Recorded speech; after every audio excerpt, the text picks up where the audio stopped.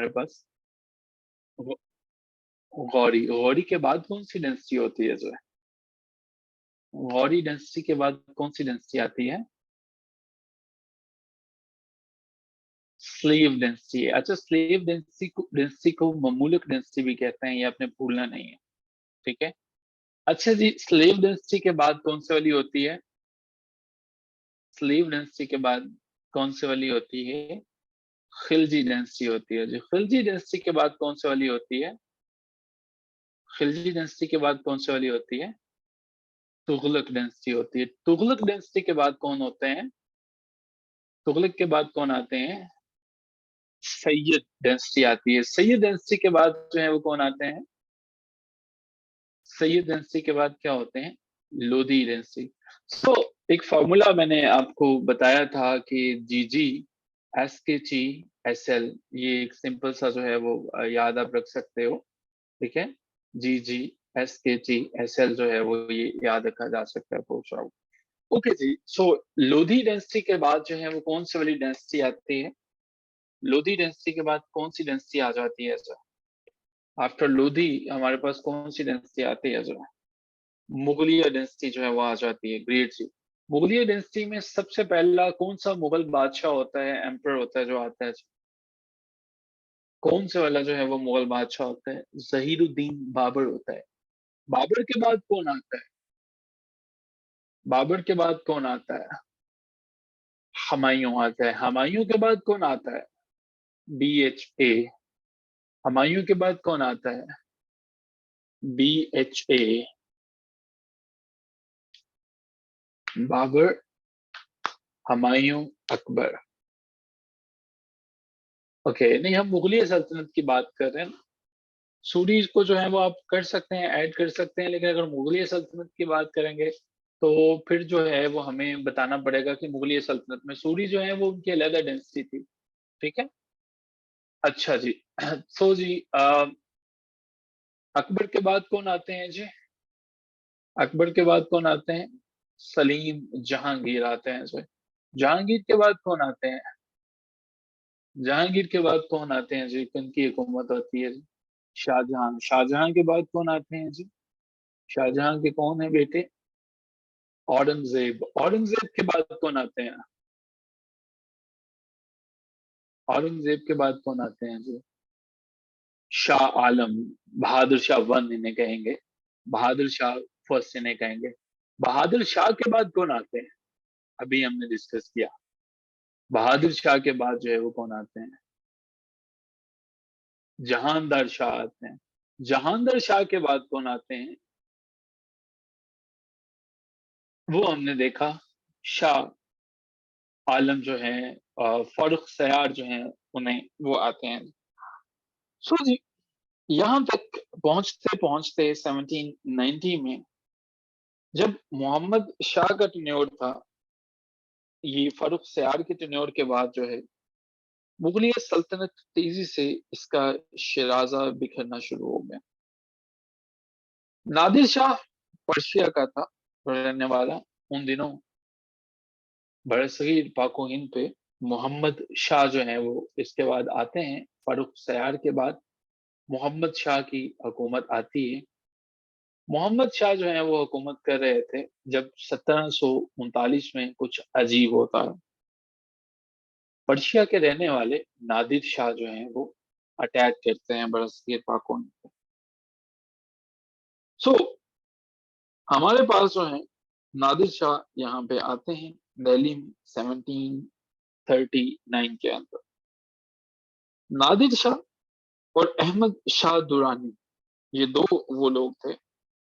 जब इन्होंने देखा कि मोहम्मद शाह तो एक बस बड़ा नाम ही बादशाह है, इसके पास वो वाली बातें नहीं हैं जो इनके अबाओ इजाद के अंदर होती थी, तो अहमद शाह दुरानी ने और नादिर शाह ने दोनों ने अटैक किया। वक्फे वक्फे से दोनों जो हैं वो यहाँ पे आए। नादिर शाह गो के बाद में असैसिनेट हो गया, कत्ल कर दिया गया नादिर शाह को। 1747 के अंदर नादिर शाह को असैसिनेट कर दिया जाता है। इंपॉर्टेंट डिटेल है।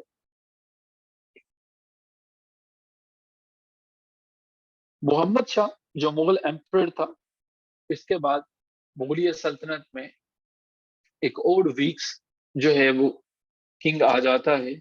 मोहम्मद शाह के बाद जो है अब की दफा अहमद शाह आ जाता है।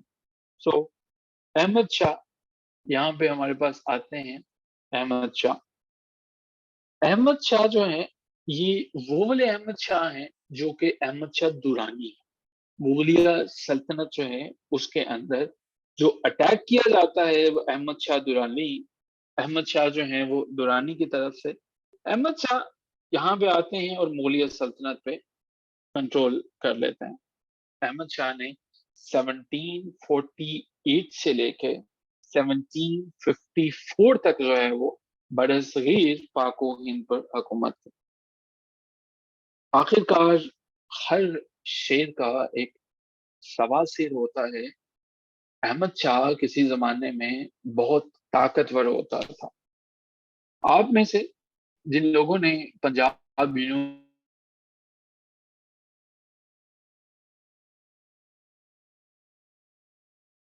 से हो, उन्हें एक नज्म जो है वो याद हो के नाम से,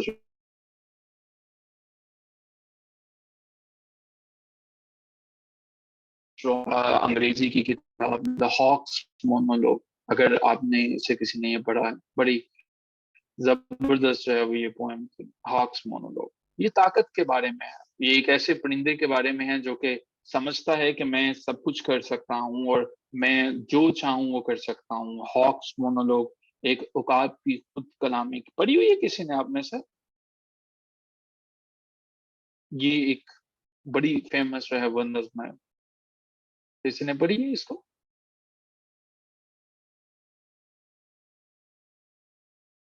नहीं पढ़ी हुई? स्ट्रेंज। आप लोगों ने जो है वो टेड ह्यूज की लिखी हुई है पोएम है, जरूर पढ़िएगा अगर नहीं पढ़ी। तो जी अहमद शाह अब्दाली जो है, दुरानी जो है, ये भी हॉक्स मोनोलॉग की तरह कभी नहीं लगता था मैं सब कुछ पता कर सकता हूँ, लेकिन बाद में इनको सामना करना पड़ता है मराठास का। मराठास जो है वो बिल्कुल जो है वो ताकतवर होते हैं शुरू शुरू में, लेकिन ऐसा होता है कि मराठा जो हैं उनके रिवॉल्ट को अहमद शाह पहले तो 1761 के मुकाम पर, 1761 में पानीपत के मुकाम पे एक दफा तो उन्हें शिकस्त दे देते हैं। पानीपत में 1761 में मराठास को शिकस्त दे देते हैं। गो के मराठास जो हैं वो चैन से नहीं बैठते हैं। लेकिन इस कहानी पे बाद में आते हैं। एक ऐसा मुगलिया पर्सन अक्सर पूछा जाता है, अब हम वो क्वेश्चंस डिस्कस कर रहे हैं जो पेपर के अंदर आते हैं टाइम एंड। एक ऐसा मुगल एम्परर जो कि सिर्फ एक फिगर हेड हुआ करता था, जो कि सिर्फ एक नाम का बादशाह हुआ करता था, जिसके हाथ में कुछ भी नहीं होता था, वो शाह आलम था। तो शाह आलम था, और शाह आलम के टेन्योर के अंदर ही जो है, शाह आलम को बेसिकली हम शाह आलम टू कहते हैं। शाह आलम टू कहते हैं। सो शाह आलम टू का जो टेन्योर था ये शुरू होता है 1759 में, और 1806 तक जो है वो चलता है टेन्योर शाह आलम का। इसके बारे में कुछ हिस्ट्री में लिंक्स यहाँ पे मिस हैं। आपको सिर्फ ये याद रखना है कि मुगलिया सल्तनत में एक बादशाह जिसका नाम शाह आलम था, ये तारीख का वीकेस्ट किंग था। एक ऐसा किंग था कि जिसकी कोर्ट में इसकी भी नहीं सुनी जाती थी, शाह आलम की। Shah Alam two, so Shah Alam two जो है वो रहता है हुकूमत पे। और इसके बाद जो सिचुएशंस होती हैं, ये 1759 में जो है वो आ जाता है और 1806 तक रहता है। मुगलिया सल्तनत इसके बाद इतनी तेजी से बिखरती है, इतनी तेजी से इसके शिराजे बिखरना शुरू होते हैं कि शाह आलम के बाद जो है शाह आलम का बेटा आ जाता है, शाह आलम टू आ जाता है। खैर, इन तमाम चीजों में एक मैं आपको चीज बता दूं कि 1757 में एक इंपॉर्टेंट इंसिडेंट होता है, और वो होता है बैटल ऑफ पलासी का। बैटल ऑफ पलासी का इंसिडेंट होता है। अब ये बैटल ऑफ पलासी जो है ये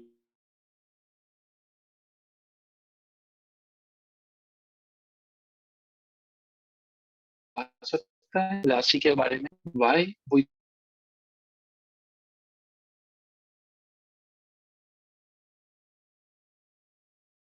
किसी जगह का नाम होगा, क्या?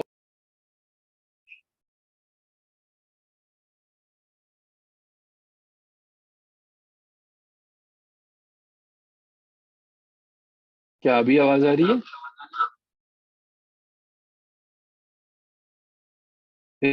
Is it fine now? Distortion. Okay. Is it fine now? अभी भी बेहतर नहीं?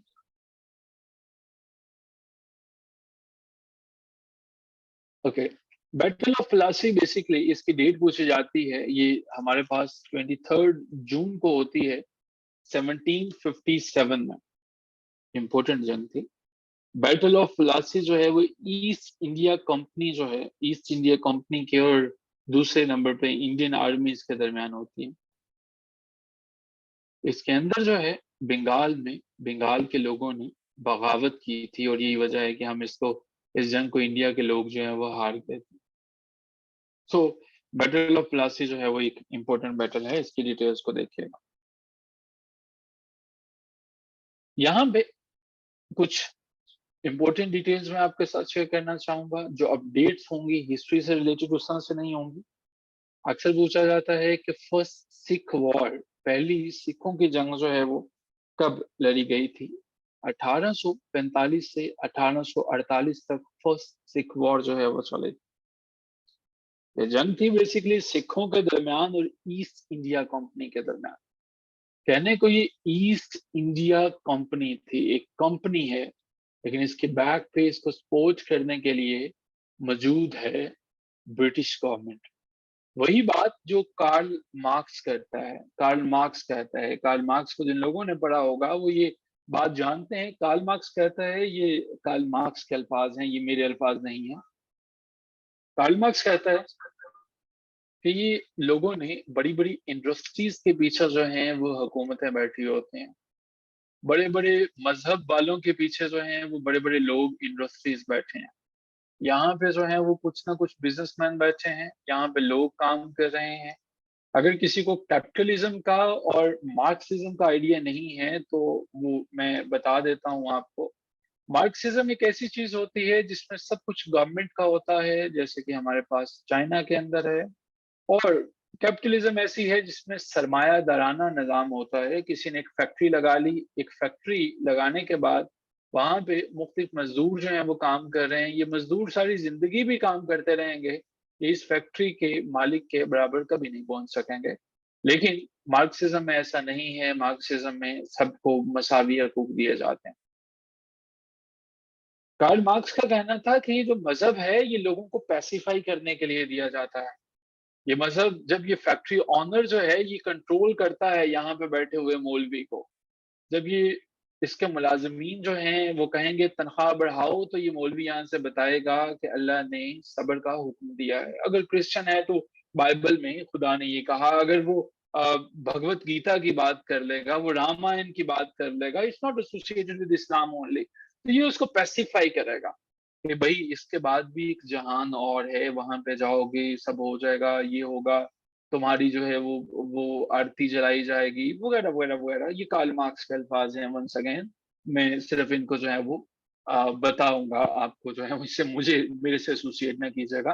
कार्ल मार्क्स को लगता है कि ये जो लोग हैं सारे के सारे, हुकूमत जो है वो क्या कहेगी जब इस बिजनेसमैन को लगेगा कि मेरे जो मुलाजमीन हैं ये जो है वो अब ये काम इतना कर रहे हैं, गवर्नमेंट पहले इससे मशवरा करेगी कि हाँ भाई अब क्या करना है।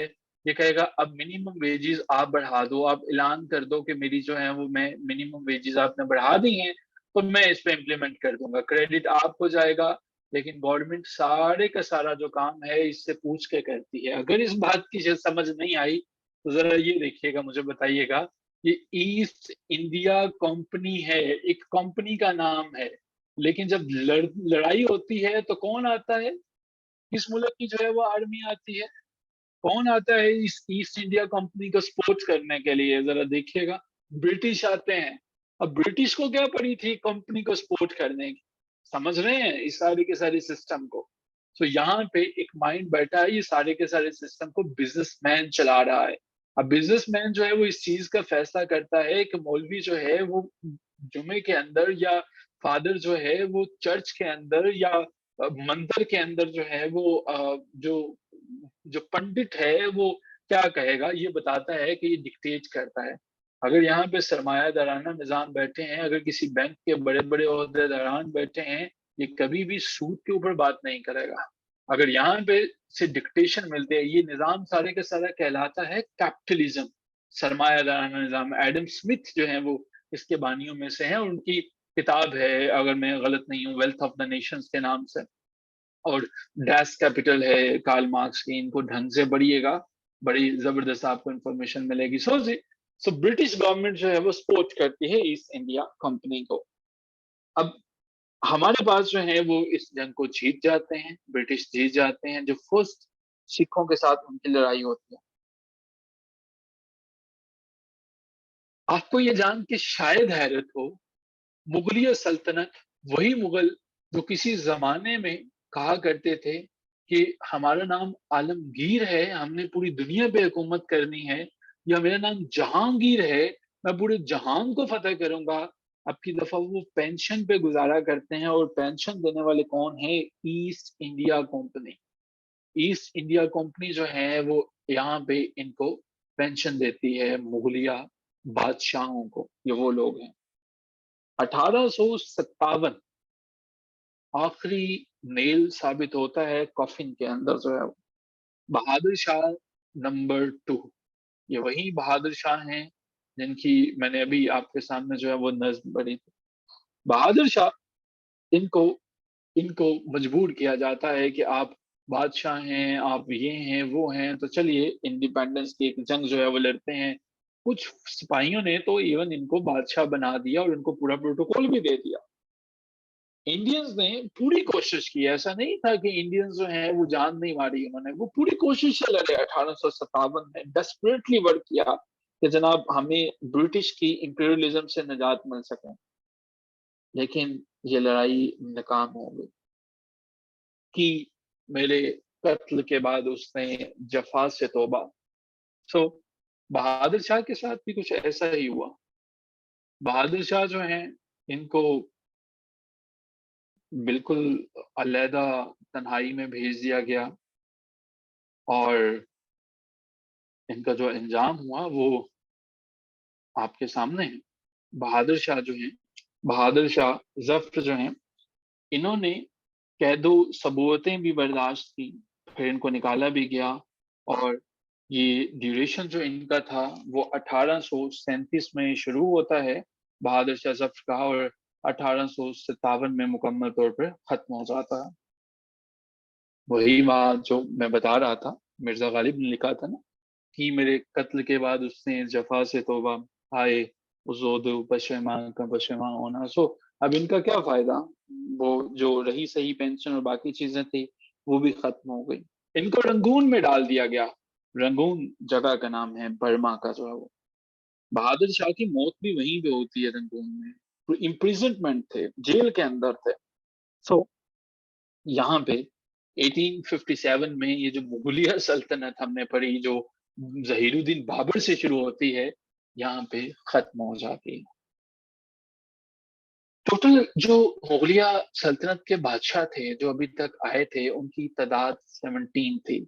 17 जो हैं वो किंग्स यहाँ पे आए थे, एम्परर्स जो हैं वो यहाँ पे उन्होंने हुकूमत की। बख्त खान था, एक ऐसा पर्सन था, अक्सर औकात ये नाम पूछा जाता है, बख्त खान।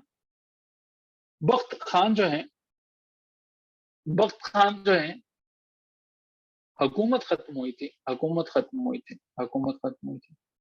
बख्त खान जो हैं, इन्होंने बहादुर शाह ज़फ़र को इंसिस्ट किया था कि भाई लड़ते रहें, और मुगलिया सल्तनत ने 300 साल तक, 300 ईयर्स तक जो है वो इंडिया पे हुकूमत। और मोहम्मद शाह रंगीला, मोहम्मद शाह रंगीला जो हैं, ये वो बादशाह थे कि जिनके टेन्योर के अंदर जो है वो नादिर शाह ने, नादिर शाह ईरान से थे, नादिर शाह ने इनको अटैक किया था। और नादिर शाह ने जब अटैक किया था, तब वाक़ईतन जो तबाही हुई थी कि खुदा की पनाह। ऐसी-ऐसी जो है वो तबाही हुई थी कि बस चीज़ें खत्म हो गई। सो जी, ये हमारे पास जो है ये कहानी थी मुगलिया सल्तनत की। बहादुर शाह ज़फ़र जो हैं वो जब पहला नोबेल प्राइज़ शुरू हुआ था ना 1901 में, आई थिंक के उससे कुछ साल पहले लाइक उससे काफ़ी साल पहले ये 1860s के बाद जो है वो हुए थे। मैंने एक डेट रिलेट की हुई थी but it's not in my mind, may be 1865 के बाद है और 1816 के ऊपर हैं ये इनकी डेथ जो है ना, वो इसके करीब-करीब है। सो जी, that was the story of old Indo Pakistan. अब जो है वो हमारे पास जो है वो होगी लेटेस्ट जो है वो पाकिस्तान की कहानी। अब इस पाकिस्तान की कहानी में हम समझने की कोशिश करेंगे पाकिस्तान के मुतालिक चीज़ों को और फिर जो है वो हम आगे कराएँगे। आई एम श्योर कि इस ये कहानी में चीज़ें काफ़ी आपको समझ में आई होंगी, आपको पता चला होगा कि चीज़ें किस तरह से मूव करती हैं। कभी या बहुत बोरिंग थे, काफ़ी बोरिंग थी वैसे। हसन खान, हाँ। हसन बस देख लें but that's a part of the story, boring थी लेकिन हमें करना पड़ता है। लेट्स जी, hope to see all of you tomorrow. Till then take care of yourself. खुदा हाफिज़।